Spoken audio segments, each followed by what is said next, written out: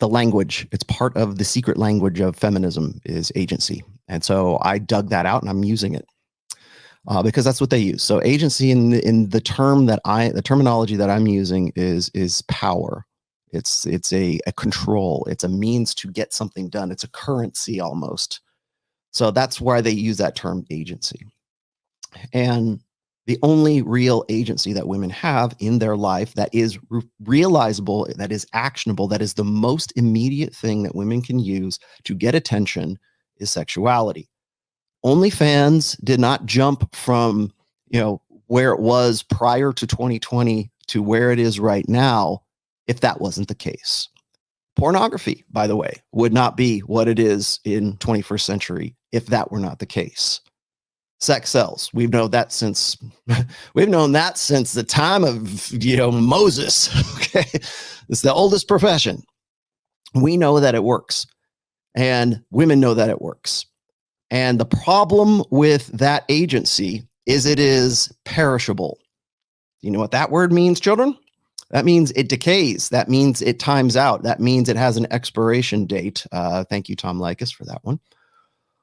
And after a while, as women age, the freshness of that agency declines. And as I've said in the past, between the ages of 18 and 28 years old, when women are in their hoe phase, not my words, their words, that's when women are at their peak agency because they can do the most with what they have, what they've been given. Now, granted, can women develop more agency? Can they develop more power? Yes, of course they can. They can work out. They can keep themselves sexy. Of course they are. I mean, look at OnlyFans, look at cam girls, look at any, look, why is it that we're calling it sex work right now instead of what it really is, which is prostitution? Why do we use those euphemisms? Because we want to keep that agency as evergreen as possible. And yes, I put if you wonder what evergreen means, that means it's an English word. It used to be, it was used for like non-perennial plants, right? Like it was a plant that's always green. Doesn't matter what season it is. But that has been expanded. You can actually take a word and a term and turn it into other meanings. But as far as evergreen, in the term that I'm using it here, is it's the idea that women's agency never decays. And that is a really, really tempting fantasy for women. And I think marketers have used this for a long time. The cosmetic industry has used it forever. Why do women get boob jobs? Why do they get Brazilian butt lifts? Why do they get personal trainers? Right? Why are they on whatever the latest fad diet is? I'm on keto. I'm on lion diet. I'm on a carnivore diet. Right? Why is that so imperative? Why is that such a big deal? Why do we have social conventions in a gynocentric social order that primarily serve that fantasy, that agency that women have between the ages of 18 and 28 years old doesn't decay? And I'm gonna play a clip here from Godsod when he was talking about his sort of run-in. I guess he was locking horns with Paulina Porizkova. Drink? Did I get it wrong? And I thought his run-in with her was interesting because I think when Godsod was talking about this, he had an exchange with her on Twitter, and I'm going to let him explain it. He's not a guest on the show, although God, please come on my show. You're the number one guy I really want on this show. But he had this kind of Twitter exchange with Paulina. And in fact, I think I'm going to throw this one out here for you really quickly. And it's interesting to me because the conflict that he's going through with Paulina here is something that I did with a woman named Robin Korth back in 2014. And I wrote an essay about it. I think I've talked about it once on this show, but it is almost identical to the same clash, the conflict, whatever, that I had with Robin back then. Now, nobody knows who I'm talking about, but you'll understand here in just a moment. Let me put him. God, this is all audio too, by the way, so we're just going to listen to it for now. Hi, everybody. This is Godsad. Yesterday, I saw a tweet from the Times regarding an interview that they had conducted with former supermodel Paulina Porizkova. And in the interview, she says, quote, I walk into a party, I try to flirt with guys, and they just walk away from me to pursue someone 20 years younger. I'm very single, I'm dressed up, I've made an effort, nothing. So she's, for those of you who don't know, she's a supermodel, I guess, from the 80s, who is bemoaning at this point the fact that she doesn't have the same pull with men. So I responded to her because I thought that there was an important lesson here from an evolutionary perspective. And so I wrote, Dear Paulina Porizkova, you are hardly invisible, but the fact that you do not have the same pull for some men is to be expected. I'm sure that innumerable men have been invisible to you as they approached you in your life. It's called reality. Dynamics change through life stages.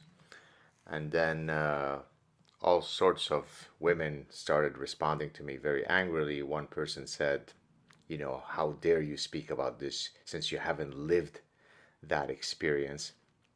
To which I responded, you are a sharp one. How could a male gynecologist treat women when he's never experienced pregnancy or a menstrual cycle? And don't get me started on oncologists who've never had cancer. Frauds. So that the idea here is I'm not allowed to talk about this. I'm not allowed to talk about her pain at not being as popular with all men when she's now, I guess she's about my age, maybe 57.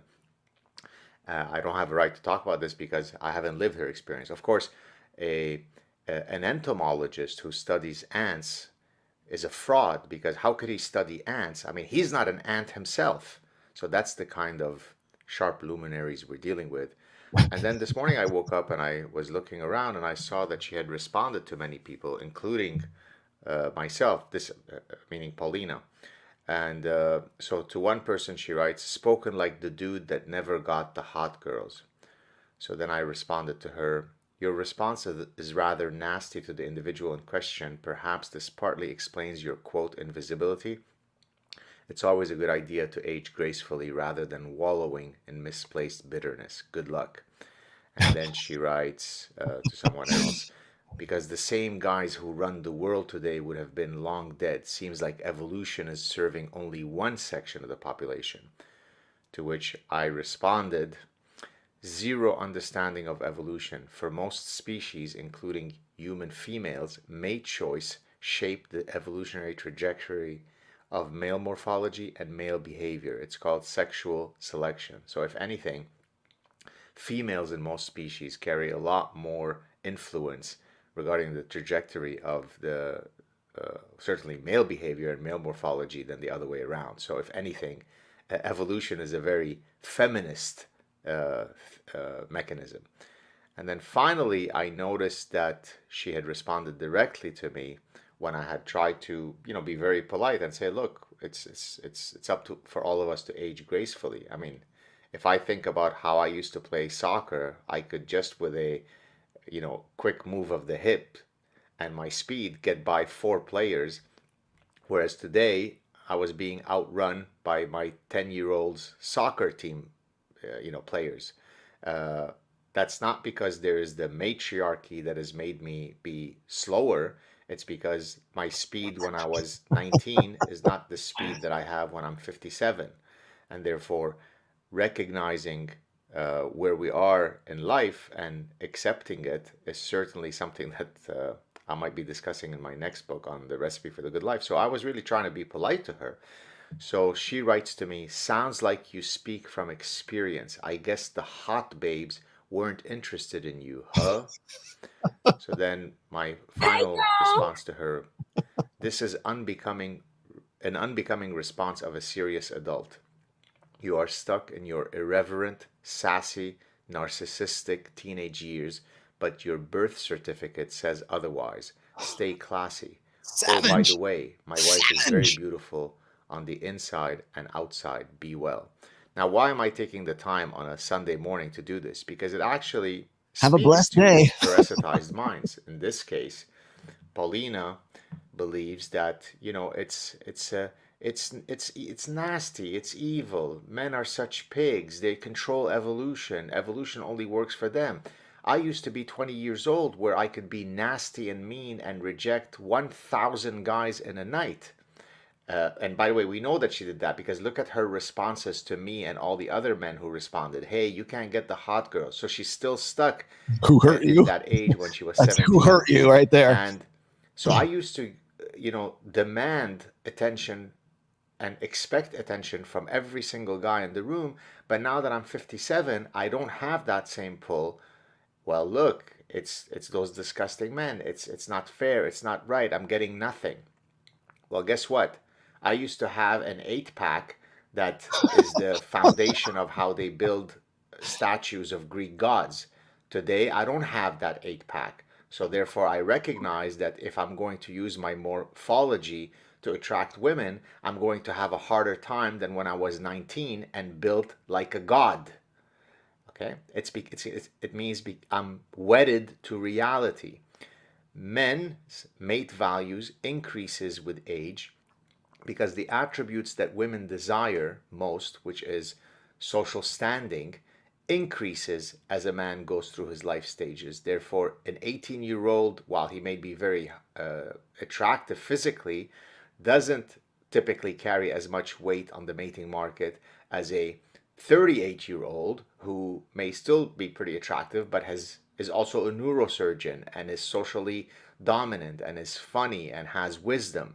So in every culture that's ever been studied, women rate your social status as much more important than men rating the social status of women. This is a human universal. So men's lot on the mating market improves as they age. It's not because of a conspiracy. It's called biology. It's called reality. Women's And there it goes is. down. It goes down because Betty White is not as attractive to most men, may she rest in peace, I know that she passed away recently, than a 23-year-old nubile woman. That's not because the patriarchy is teaching men not to date and marry octogenarians. It's because mating preferences are rooted in adaptive solutions. Some of these adaptive solutions are the same across the sexes. Some are sex specific. It's called biology. It's called biology grade 9. But if you're a narcissist, if you've built your entire career on commanding attention of men, and now you're almost 60 and you say, boo hoo hoo, why aren't the super hot guys who are 30 as attracted to me when they could now get the attention of the 21-year-old? That's not fair. I used to be the 21-year-old who was super hot and everybody wanted me, and now I'm not. It must be because men are pigs. Evolution works for men's favor. That's what a parasitized mind does. What is good in life is to have a very clear understanding of the mechanisms that shape our trajectory. We age. We're not as sexually potent as we were when we were 20. We don't have the same abs. We don't run as fast on a soccer field. And by the way, the first one didn't apply to me. I'm just speaking generically. But in all seriousness, it is a fundamental feature of being a happy and well-adjusted person with a strong personhood to age gracefully. And I'm afraid that based on the responses that I've gotten directly from Ms. Paulina, she's not aging gracefully. So assume that this is some free psychological advice I'm giving you, Paulina, and to all other people out there who don't age gracefully. Accept your lot in life. As the Stoics explained to us, don't sweat things that you can't control. And you ultimately cannot control biology. You can't control reality. You can't control common sense. And no amount of conspiratorial, patriarchal thinking, it's due to the patriarchy, is going to alter that. Have a good Sunday. All right, there we go. Oh, God, please come on my show, Gadsad. And by the way, Gadsad's wife is a fantastic cook too. I don't know if you guys follow her. So there you have it. That was the exchange between Paulina and Gadzad, the Godfather. He's a real Godfather. I'll give it up to him. In this incident, I would give it to him. Okay, let me pull that out. I got one more on Paulina before we leave Paulina for greener pastures here. I wanted to point out a few things that he was talking about throughout this whole thing. This is exactly what I have been talking about since 2014. I'm glad Godsod is finally getting his red pill moment here. What'd you say? God's response is so good. You could end the show. You want me to? I'll just leave it right there. Bye-bye, guys. Thanks a lot. Try the veal.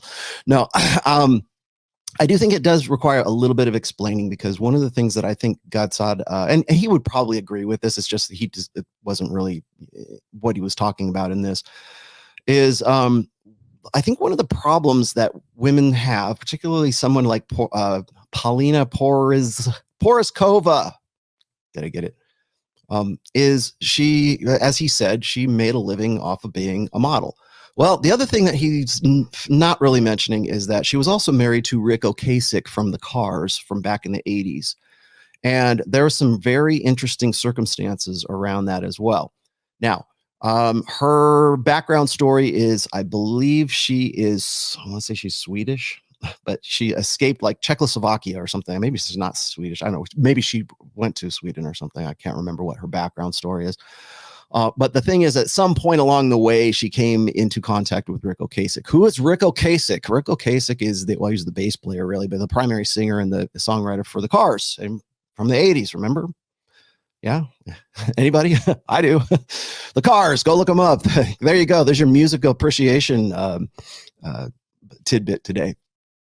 Anyways, rock star, lots of money, especially during that time. He was MTV sweetheart. They love that band back then, man. Let me tell you something. Shake It Up was a great album, and the ones before that were fantastic too. Candio was a great album. I love the Cars when they first came out, which is saying something, because they weren't really my cup of tea. But like, I liked their kind of harder stuff when they were sort of coming up. They were really just what I needed and that kind of stuff. But there was a point at which they came into contact with each other, and Paulina was 24 years old when she got married to Rick Ocasek, and Rick was 45 years old at that time. So we also have to take into consideration that during that time, I don't know if she was a centerfold, but I do know that she was certainly a quote unquote supermodel of that era. Oh, my autofocus. And I don't know that she did all that much beyond like magazine stuff and, cosmetic ads and stuff.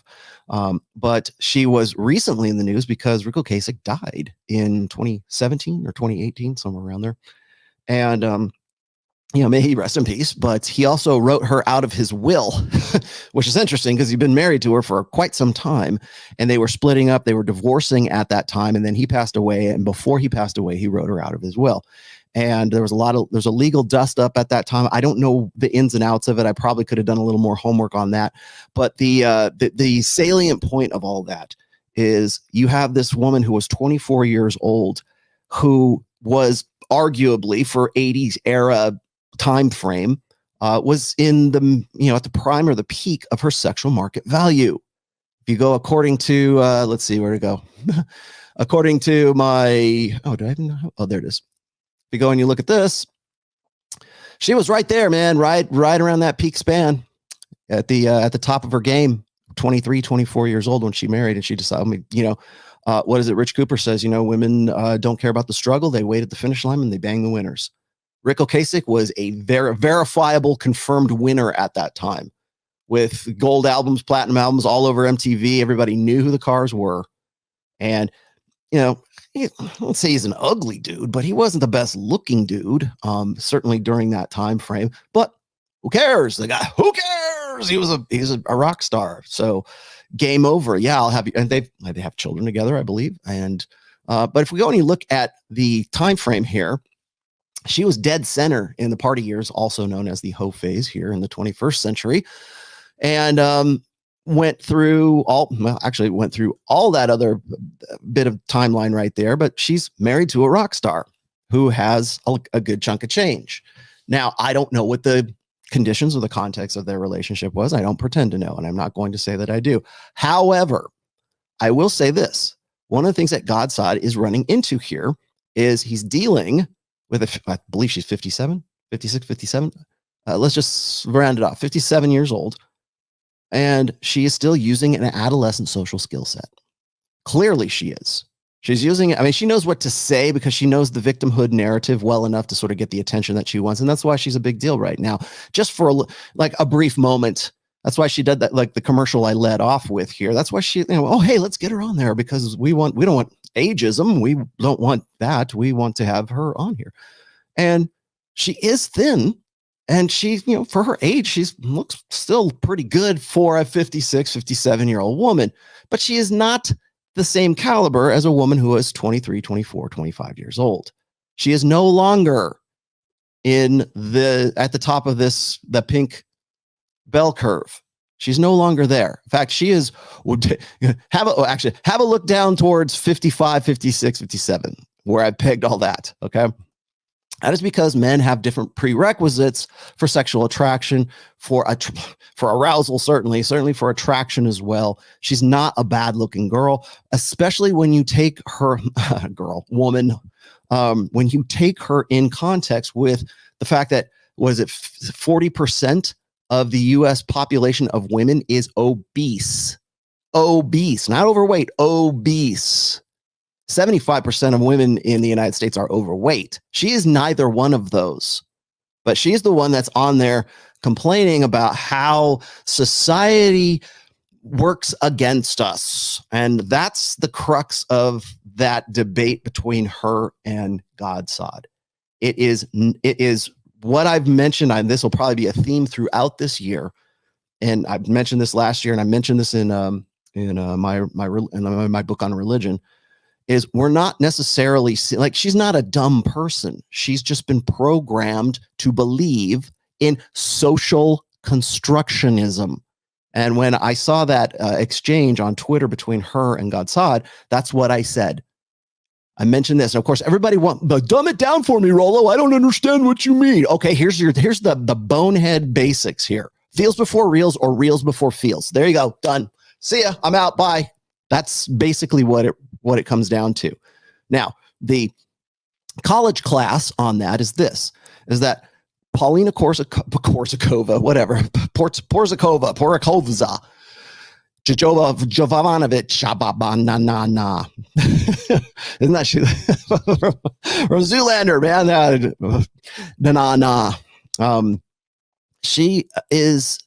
Her programming is social constructionism, which is pretty much the foundation of gynocentrism. It is more or less the foundation of woke cancel culture. And it is pretty much the foundation of anything that has once been something that was genuinely artistic. And now we've got to dumb it down. And now we've got to make it multicultural or multi-sexual, or we got to recognize 72 different genders. All of that is based on the difference and the divide and the war between emotionalism and empiricism. God is the empiricist. God, not God, but God is the empiricist too. But Godsod is the empiricist here, and Paulina is the emotionalist here.